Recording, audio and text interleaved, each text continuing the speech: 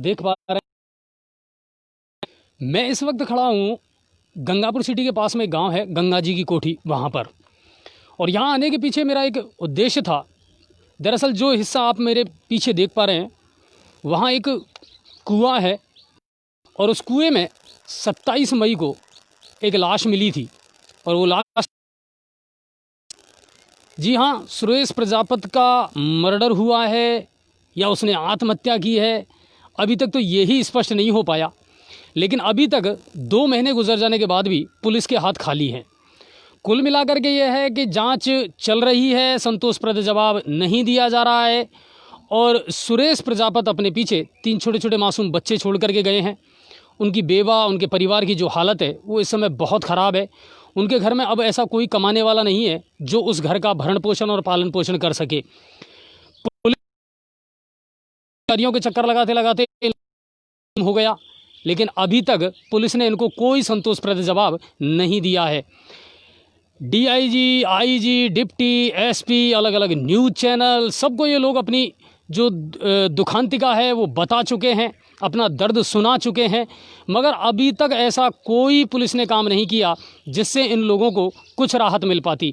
तो ये वो जगह है, ये वो एरिया है जहाँ सुरेश प्रजापति का 27 मई को शव मिला था। आइए उस गांव की कंडीशन और उस घर की कंडीशन भी मैं आपको अब दिखाता हूँ।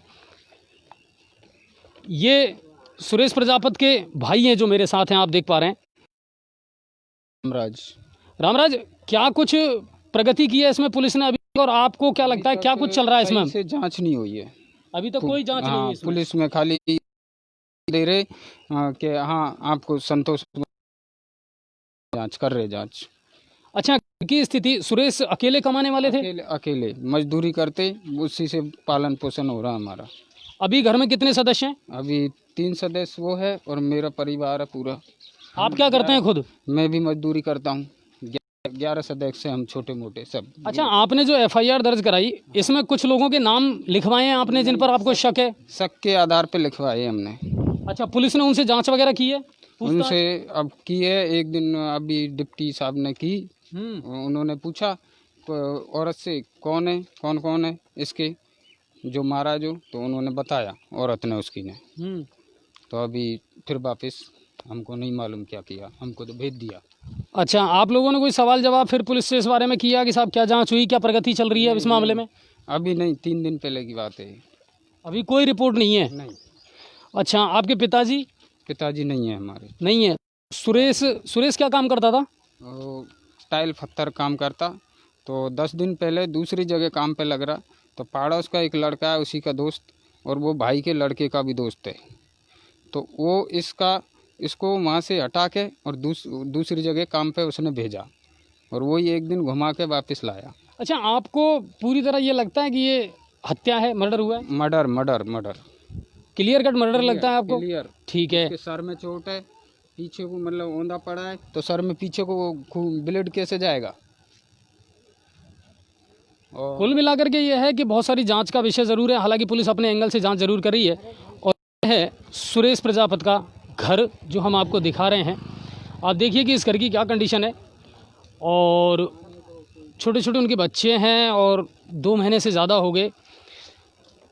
आकर के किसी जनप्रतिनिधि ने या कोई किसी प्रकार की कोई मांग उठाई गई है कि साहब न्याय मिले?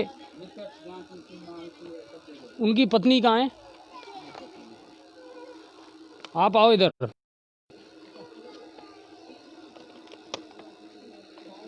कितना टाइम हो गया उनको, सुरेश जी को? अब कौन है कमाने वाला घर में? कैसे चलता है घर का खर्चा? कोई नहीं है कमावारो, कतई छरेटन को चड्डी बनाने भी नहीं है। यही और सौरे चड्डी बना रिश्तेदार लाड़ दे रहे हैं।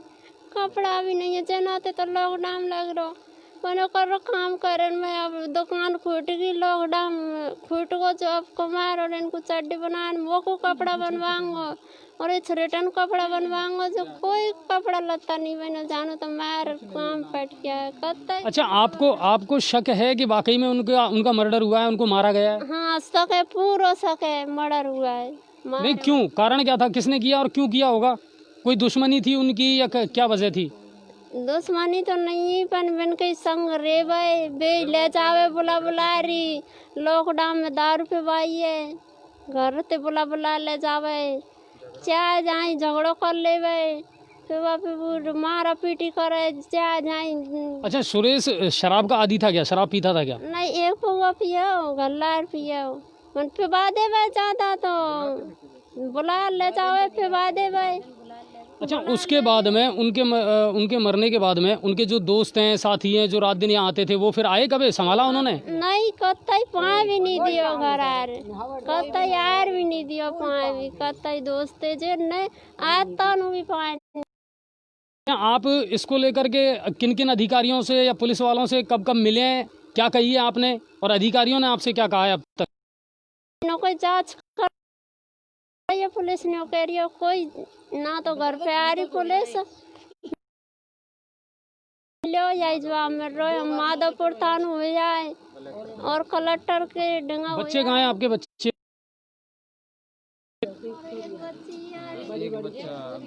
देखिए, एक बेटा और ये 2 बेटियां हैं ना? ये उनके सुरेश प्रजापति के बच्चे हैं और अब इनके पालन पोषण की और इनके घर की जो अर्थव्यवस्था है उसकी बहुत बड़ी जिम्मेदारी कौन संभालेगा, ये एक बड़ा प्रश्न ज़रूर है।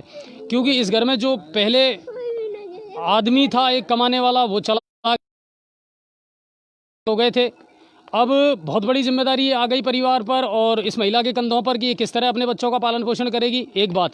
दूसरी बात कहीं ना कहीं ये है कि ये बीमार भी रहते हैं और कोई भी जनप्रतिनिधि या कोई भी ऐसा भामाशाह अभी तक यहाँ इन लोगों से आकर के नहीं मिला जो इनको राहत दे सके या इस परिवार को ये ढांढस बना सके कि इनके साथ हम खड़े हैं हिम्मत के साथ में। देखिए, होने वाले के साथ में हो गया, ये ठीक है कि जो नियति में था वो होकर गुजर गया, लेकिन अब आने वाली पीढ़ियां जो हैं या आने वाला जो समय है वो कैसे गुजरेगा, ये एक यक्ष प्रश्न हर परिवार के सामने खड़ा ज़रूर रहता है। क्योंकि कमाने वाला जब अगर घर से चला जाए तो फिर उस घर की आर्थिक स्थिति बहुत ख़राब होती है और इनके आंसुओं में उतना दर्द है कि शायद कहीं ना कहीं हमें भी इस बात का अफसोस है कि अभी तक पुलिस ने ना जांच की है, ना कोई अपराधी पकड़ा गया है और ना इस परिवार को कोई ऐसी आर्थिक मदद किसी के द्वारा दी जा रही है। तो मेरी भी प्रशासन से रिक्वेस्ट है और पुलिस महकमे से मैं दरख्वास्त करूंगा कि सर प्लीज़ इस राज से जल्द पर्दा उठाएं। महूकला चौकी के पास में इसकी जांच है, वो लोग इसकी जांच कर रहे हैं, लेकिन वही बात है कि अभी तक निकला कुछ भी तथ्य नहीं है और जिन पर इनको शक है, जिनके नामजद इन्होंने रिपोर्ट लिखाई है, वो लोग आज भी खुलेआम घूम रहे हैं। तो इस बारे में ज़रूर गौर की जाए। हमने पहले भी अपने न्यूज़ चैनल के माध्यम से इस खबर को उठाया है कि साहब इसको उठाया जाए और इस राज से पर्दा हटाया जाए। जो लोग आरोपी हैं या जो इसमें इन्वॉल्व हैं उनको वाकई में सज़ा मिलनी चाहिए और इस परिवार को न्याय मिले। ये हमारी बहुत आप लोगों से रिक्वेस्ट है सर कि ऐसे बहुत सारे गरीब परिवार हैं। देखिए, आप ऐसा ना कीजिए। अम्मा आप खड़ी हो जाओ, यहाँ से खड़ी हो, पहले खड़ी हो।